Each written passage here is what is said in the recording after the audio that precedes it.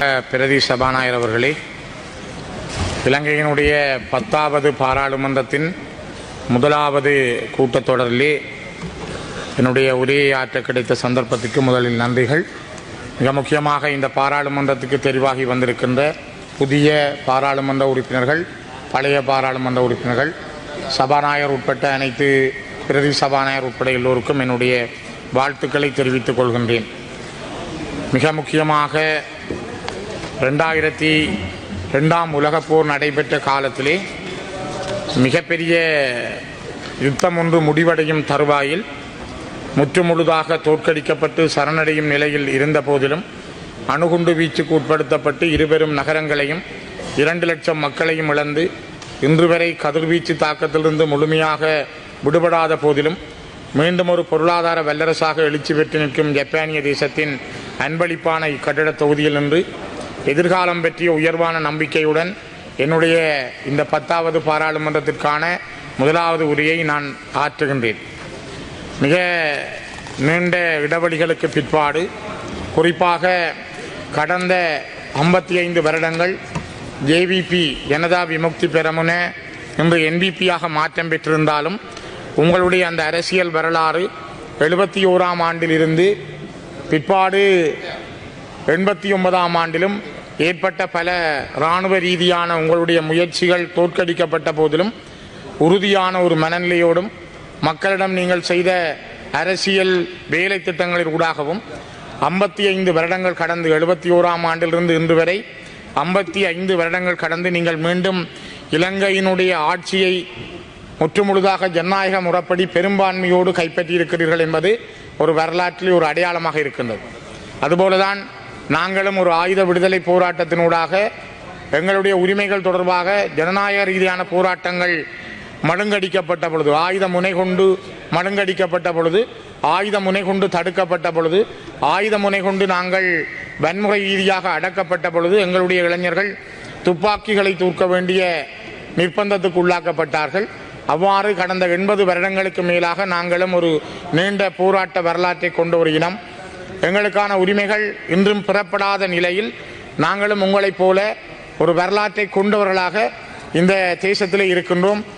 ஜனாதிபதியினுடைய கடந்த 21ஆம் தேதி அவர் ஆற்றிய சிம்மாசன உரை இதே உயர்ந்த சபையிலே பல்வேறுபட்ட விடயங்களை நாடு சம்பந்தப்படுத்தி சொல்லியிருந்தாலும் 80 வருடங்களாக இந்த மண்ணிலே பிரயோடி போயிருக்கின்ற இனப்பிரச்சனை தொடர்பில் அவர் ஒரு வார்த்தை கூட பேசாமல் விட்டது ஒரு துர்லபம் என்பதை நான் இந்த இடத்திலே பதிவு செய்கிறேன். நான் நினைக்கிறேன் சம்பந்தன் ஐயா 20 ஆண்டுகள் 2004ஆம் ஆண்டிலிருந்து 2024ஆம் ஆண்டினுடைய நடுப்பகுதி வரையும் இந்த பாராளுமன்றத்தினுடைய குழு தலைவராக தன்னுடைய கடமையை ஆற்றியிருந்தார். அவருடைய சுயநலம் காரணமாக அவருடைய மரணத்துக்கு பிற்பாடு இப்பொழுது 10வது பாராளுமன்றத்தினுடைய குழு தலைவராக நான் அந்த பொறுப்பை எடுத்திருக்கிறேன். இந்த வருடம் 2024ஆம் ஆண்டு ஜனவரி 21ஆம் தேதி மக்களால் தெரிவு செய்யப்பட்ட ஒரு கட்சி தலைவராகவும் பாராளுமன்ற குழு தலைவராகவும் எங்களுடைய இந்த நாட்டினுடைய ஜனாதிபதி ஆற்றிய உரையினுடைய சாராம்சத்திலே தமிழ் மக்களுக்கான ஒரு தீர்வு முயற்சி என்பது மிக முக்கியமான விடயம் என்பது பேசப்படாமல் போனது அல்லது அது சொல்லப்படாமல் போனது என்பது ஒரு துர்லபமான விடயமாக அல்லது துரதிர்ஷ்டவசமான விடயமாக நாங்கள் இந்த இடத்திலே பார்க்கிறோம். இந்த நாட்டிலே இவ்வளவு காலமும் நடந்த கடன் சுமைக்கான காரணம் என்ன? ஏன் இவ்வளவு கடன் சுமை வந்தது? இந்த நாடு ஏன் இவ்வளவு தூரம் பின்னோக்கி போனது? ஒரு சிங்கப்பூராக, ஒரு ஜப்பானாக இந்த நாடு இருந்திருக்கக்கூடிய சூழல் மாறி ஏன் இந்த நாடு இன்று ஏனையவர்களிடம் கடன் பெற்று வாழ வேண்டிய ஒரு நாடாக மாறியிருக்கிறது என்றால் அதற்குரிய காரணம் யுத்தம் காரணமாக நீங்கள் வாங்கிய கடன்களும், யுத்தம் காரணமாக சொந்த சகோதரர்கள் மீது நீங்கள் நடத்திய யுத்தமும், அதற்காக நீங்கள் பட்ட கடன்களும் இன்றைக்கு இந்த நாட்டை மிகப்பெரிய வங்குரோத்து நிலைக்கு கொண்டு சென்றிருக்கிறது. ஆனால் அதை மறக்கக்கூடிய வகையில் அல்லது அது இல்லை என்று சொல்லுவது போல ஜனாதிபதியினுடைய உரை அமைந்திருப்பது எங்களுக்கு ஏமாற்றத்தை தந்திருக்கிறது என்பதை நான் மீண்டும் பதிவு செய்கிறேன். இதே பாராளுமன்றத்தில் 2019ஆம் ஆண்டு ஜனாதிபதியாக தெரிவு செய்யப்பட்ட கோட்டபாய ராஜபக்ச அவர்கள் தன்னுடைய சிம்மாசன உரையிலும் அதற்கு பின்னர் அவர் இந்தியா சென்ற பொழுது த ஹிந்து பத்திரிகைக்கு அளித்த பேட்டியிலும் இந்த நாட்டில் இருக்கின்ற பிரச்சனை தொடர்பில் தமிழ் மக்களுக்கான அரசியல் தீர்வு தொடர்பிலே எந்த ஒரு வார்த்தைகளையும் பேசாமல் தவிர்த்து சென்றிருந்தார். அந்த தவிர்ப்பு என்பதும் அவருடைய அந்த தவிர்த்தல் நடவடிக்கை என்பதும் இந்த நாட்டில் அவரை அடையாளம் தெரியாமல் ஆக்கி வைத்தது என்ற வரலாற்றை நீங்கள் ஒரு முறை திரும்பி பாருங்கள். இன்று உங்களிடம் பெரும்பான்மை இருக்கிறது. 159 ஆசனங்களோடு ஒரு சக்தியாக நீங்கள் உருவெடுத்திருக்கிறீர்கள். நாங்கள் அதை பாராட்டுகிறோம். மிக முக்கியமாக விகிதாசார தேர்தல் முறையிலே இந்த நாட்டினுடைய வரலாற்றில் தொகுதி அடிப்படை அல்ல, ஒரு விகிதாசார தேர்தல் முறையில் அதிகமான ஆசனங்களை பெற்றுக்கொண்ட ஒரு கட்சியாக என்பிபியினுடைய இந்த வரலாற்று அடையாளத்தை நாங்கள் மதிக்கிறோம். மக்களுடைய ஜனநாயக அடையாளத்தையும் ஜனநாயக தீர்ப்பையும் நாங்கள் ஏற்றுக்கொள்கிறோம். சிங்கள மக்கள், சிங்கள சகோதரர்கள், சிங்கள இளைஞர்களுடைய அந்த உன்னதமான பங்கும் இன்றைய மாற்றங்களையும் நாங்கள் உள்வாங்கிக் கொள்ள விரும்புகிறோம். நான் நினைக்கிறேன் இந்த உயர்ந்த சபையில் இன்று என்பிபி ஊடாக வந்திருக்கிற பல புதிய முகங்கள், பல அமைச்சர்கள், கல்வி கற்றவர்கள், கற்று தேறியவர்கள், மிக அனுபவம் வாய்ந்தவர்கள், சமூகத்திலே மக்களோடு ஊடாட்டம் கொண்டவர்கள், பல்தரப்பட்டவர்களாக நீங்கள் இந்த சபையை நிரப்பி இருக்கிறீர்கள். அது மிகவும் ஒரு மகிழ்ச்சிக்குரிய விடயம். உங்களைப் போலதான் நாங்கள் இரத்தமும் சதையுமாக நாங்கள் கண்ணீரோடு வாழ்ந்த ஒரு இனம். யுத்தத்தால், அதிலும் சிங்கள சகோதரர்களால் நடத்தப்பட்ட தமிழர்கள் மீதான யுத்தத்தால் மிகப்பெரிய அளவில் பாதிக்கப்பட்ட ஒரு இனம். இன்றும் விடுவிக்கப்படாத காணிகள், அகதி முகாம்கள், எங்களுடைய வாழ்க்கை முறைகள் என்பதெல்லாம் நாங்கள் தத்தளித்துக் கொண்டிருக்கிற இனமாக இந்த நிலையிலும் கூட உங்களோடு எங்களுடைய கரங்களை சேர்த்து பயணிக்க விரும்புகிறோம். உங்களுடைய அந்த பலமான மாற்றங்களோடு தமிழ் மக்கள் தங்களுக்கான மாற்றங்களை நோக்கி நகரவும் நாங்கள் தயாராக இருக்கிறோம். அந்த விடயத்திலே நாங்கள் பின்னிற்கவில்லை. அவை நாங்கள் எதற்கும் எதிராளிகள் அல்ல. நாங்கள் பல காலங்களிலே பல பேச்சுக்களை நடத்தி இருக்கிறோம். பலவிதமான உன்னதமான முயற்சிகளை மேற்கொண்டிருக்கிறோம். குறிப்பாக இலங்கையினுடைய வரலாற்றிலே கௌரவ பிரதி சபாநாயகர் அவர்களே, பண்டா செல்வா ஒப்பந்தம் என்பது வரலாற்றில் முக்கியத்துவம் வாய்ந்தது. பண்டார் நாயக்கா முதல் இந்த நாட்டிலே ஒரு சமஷ்டி அரசியல் தீர்வு பற்றிய விடயத்தை இந்த நாட்டிலே முதல் சொன்ன ஒரு சிங்கள பொதுமகன். அவரோடு தந்தை செல்வா, தமிழர்களுடைய அரசியல் தந்தை செல்வநாயம் அவர்கள் ஒரு ஒப்பந்தம் செய்திருந்தார். அந்த ஒப்பந்தம் கிழிக்கப்பட்டது. அவருக்கு பிற்பாடு டட்லியும் செல்வாவும் ஒப்பந்தம் செய்தார்கள். அப்போ அந்த ஒப்பந்தமும் கிடப்பிலே போடப்பட்டது. அதே போல சந்திரிகாவோடு 1989 கடைசி பிரேமதாசாவோடு விடுதலை புலிகள் பேச்சுவார்த்தைகளை ஆரம்பித்திருந்தார்கள். பேச்சுவார்த்தைகள் குழப்பி அடிக்கப்பட்டது. அதே போல சந்திரிகாவோடு 94ஆம் ஆண்டிலே விடுதலை புலிகள் பேச்சுவார்த்தைகளை நடத்தியிருந்தார்கள். அவை வெற்றி பெறவில்லை. பின்னர் 2001ஆம் ஆண்டில் ரணில் பிரபா ஒப்பந்தம் இந்த நாட்டிலே முக்கியத்துவம் பெற்றிருந்தது. ஒஸ்லோவில், ஜப்பானில், பல இடங்களிலே விடுதலை புலிகளுக்கும் அரசாங்கத்துக்கும் இடையிலே பேச்சுவார்த்தைகள் நடைபெற்றது. ஜெனிவாவிலே, தாய்வானிலே இவ்வாறான பல இடங்களில் பேசியும் இந்த நாட்டினுடைய பிரச்சனைக்கான தீர்வுகள் எட்டப்படவில்லை. ஏமாற்றம்தான் மிஞ்சி இருந்தது. இலங்கை இந்திய ஒப்பந்தம் இந்த வரலாற்றில் முக்கியத்துவம் வாய்ந்தது. 1987ஆம் ஆண்டு இலங்கையிலே கொண்டு வரப்பட்ட இலங்கை இந்திய ஒப்பந்தம் என்பது அரசியல் பிரச்சனையை தீர்ப்பதற்காக, இங்கே இருக்கின்ற தமிழ் மக்களுடைய அரசியல் ரீதியான பிரச்சனைக்கு தீர்வு காண்பதற்காக கொண்டு வரப்பட்ட விடயமும் இன்று வரை சரியான முறையில் நடைமுறைப்படுத்தப்படாமல் கேள்விக்குட்படுத்தப்பட்ட வகையிலேயே காணப்படுகின்றது. ஆகவே இங்கே எழுதப்பட்ட ஒப்பந்தங்கள் எல்லாம் ஒன்றில் கிழித்தறியப்பட்டிருக்கிறது, அல்லது அவை நடைமுறைப்படுத்தப்படாமல் கிடப்பிலே போடப்பட்டிருக்கிறது. இன்று மாற்றம் வந்திருக்கிறது. எதையும் நீங்கள் செய்யக்கூடிய வல்லமையோடு வந்திருக்கிறீர்கள்.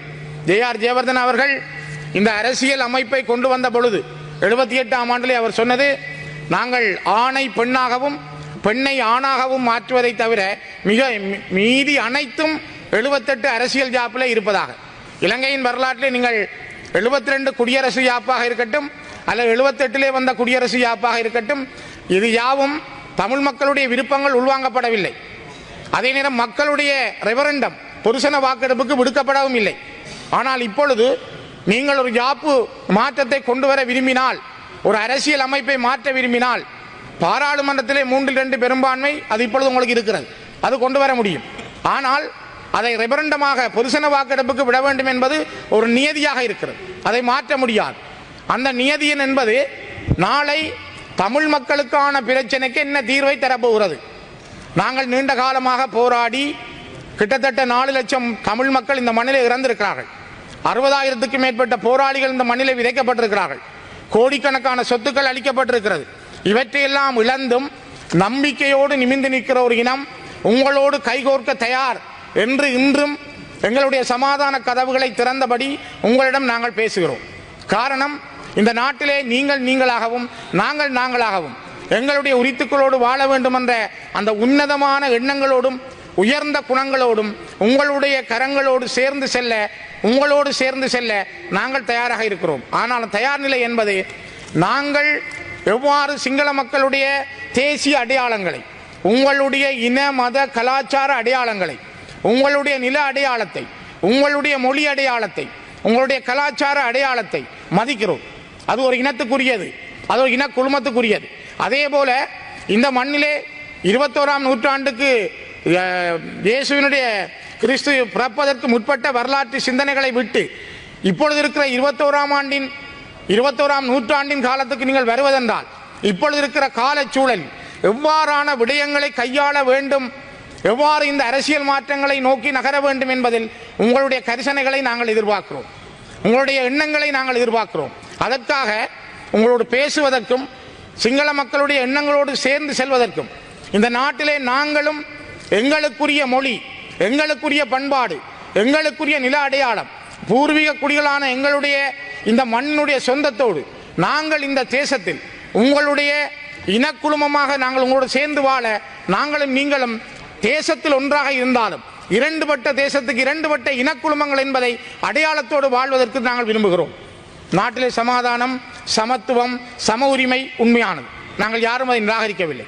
ஆனால் ஒரு இன அடையாளம், ஒரு இனத்தினுடைய உரிமை, அந்த இனத்தினுடைய இருப்பு என்பது அது வித்தியாசமானது. அதனை நாங்கள் சம உரிமையாக சொல்ல முடியாது. சம உரிமை இருக்கிறது, ஆனால் இனத்தின் அடையாளத்தை விட்ட சம உரிமை அல்ல. ஒரே நாடு, ஒரே மொழி, ஒரே தேசம் என்பது ஒரு இனத்துக்கு குறிப்பதாக அமைய முடியாது. இது பல்தேசிய இனங்கள் வாழுகின்ற ஒரு நாடு. இந்த பல்தேசிய இனங்களுடைய நாட்டிலே மிக நீண்ட காலமாக இனக்குழும ரீதியாக போராடி வருகின்ற எங்களுடைய எண்ணங்களை நான் நினைக்கிறேன் என்று இந்த சபைக்கு வந்திருக்கின்ற பல சகோதரர்களும் நீங்களும் சரியாக புரிந்து கொள்வீர்கள் என்று நான் என்னுடைய மனதிலே நினைத்துக் கொள்கிறேன். அதனை உங்களோடு நான் பகிர்ந்தும் கொள்கிறேன். சமரசம் என்பது நாங்களும் நீங்களும் கைகுலுக்கிக் கொள்வதல்ல. நாங்கள் இந்த தனித்துவங்களை, இனத்தனித்துவங்களை, இப்போ சமரசம் பேசுகின்றோம், ஆனால் சமரசம் ஒரு இனத்தனித்துவத்தை இழந்ததாக இருக்க முடியாது. ஆகவே இனத்தனித்துவங்களை, தமிழ் தேசிய இனத்தின் தனித்துவத்தையும் நீங்கள் மதித்து நடப்பதில் தான் உங்களுக்கும் எங்களுக்குமான எதிர்காலம் பற்றிய நம்பிக்கைகள் இங்கே கைகூடி இருக்கும் என்பதையும் நான் இந்த இடத்திலே பதிவு செய்ய விரும்புகிறேன். மிக முக்கியமாக நாங்கள் ஒரு வரலாற்று ரீதியான பல நெருக்கடிகளை சந்தித்தவர்கள். குறிப்பாக இந்த கிறிஸ்துவுக்கு முற்பட்ட கால வரலாற்று சிந்தனையை கைவிட்டு 21ஆம் நூற்றாண்டுக்குரிய நவீன சிந்தனையின்படி இனப்பிரச்சனையை அணுக வேண்டும். சிங்கள மக்களும் தமிழ் பேசும் மக்களும் இலங்கை தீவின் இணை உரிமையாளர்களும் இணை பங்காளர்களும் என்ற மனப்பாங்குடன் ஒரு புதிய அரசியலை அணுக அரசாங்கம் தயாராக வேண்டும் என்பதை நான் இந்த இடத்தில் மீண்டும் பதிவு செய்ய விரும்புகிறேன். உங்களுடைய சிந்தனை என்பதும் உங்களுடைய எண்ணங்கள் என்பதும் நாங்களும் நீங்களும் இந்த தேசத்தின் இணை பங்காளர்களாக, பிரிக்கப்படாத பங்காளர்களாக இருக்க வேண்டும் என்றால் எங்களுடைய உரிமைகள் மதிக்கப்பட வேண்டும். எங்களுக்கான தேசம், எங்களுக்கான வாழ்வு, எங்களுக்கான இருப்பு உங்களால் ஏற்றுக்கொள்ளப்படுகிற பொழுது, தமிழர்கள் ஒரு தேசிய இனமாக அங்கீகரிக்கப்படுகிற பொழுது நாங்களும் நீங்களும் இந்த தேசத்தை கட்டி வளர்க்கின்ற பெருமனிதர்களாக மாறுவோம். நான் நினைக்கிறேன் இப்பொழுது அண்மை காலங்களிலே கௌரவ பிரதி சபாநாயகர் அவர்களே, சிங்கள சகோதரர்களிடம், சிங்கள இளைஞர்களிடம், சிங்கள சகோதரிகளிடம் பல மாற்றங்கள் வந்திருக்கின்றன. நான் பல முகநூல்களை பார்க்கிறேன், அவர்களுடைய எழுத்துக்களை பார்க்கிறேன். இப்பொழுது கூட நான் காலை இந்த பாராளுமன்ற அமர்வுகளில் உரைகளிலே பார்த்தேன். இனவாதம் வேண்டாம், இனவாதம் பேசினால் நடவடிக்கை எடுப்போம். டாக்டர் நலிந்த ஜெயதிஷ் அவர்கள் சொன்னதை பார்த்தேன், கௌரவ உறுப்பினர்கள் சொன்னதை பார்த்தேன், வரவேற்கிறேன்.